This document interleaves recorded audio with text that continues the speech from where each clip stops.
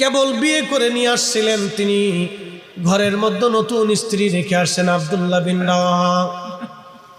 আল্লাহর নবী ঘোষণা দিলেন, আব্দুল্লাহ বিন রাওয়াহা আমার মুতার প্রান্তরের 3 নম্বর সেনাপতি। শহীদ হয়ে যাওয়ার পরে তোমরা আর একজনকে সেনা প্রধান বানিয়ে যুদ্ধ করবা। আব্দুল্লাহ বিন রাওয়াহা ঘরের কাছে গেছে বিবির কাছ থেকে বিদায় নেওয়ার জন্য। ঘরের পাশে যখন গেলেন তখন লক্ষ্য করলেন তিনার স্ত্রী নতুন বিবি বাসর ঘরের মধ্যে বসে বসে কোরআন শরীফ তেলাওয়াত করতেছে। চিৎকার মেরে জোরে বলেন না মারহাবা, হ্যাঁ জোরে বলেন আল্লাহু আকবার। হযরত আব্দুল্লাহ বিন রাওয়াহার বিবি কোরআন শরীফ তেলাওয়াত করতেছে।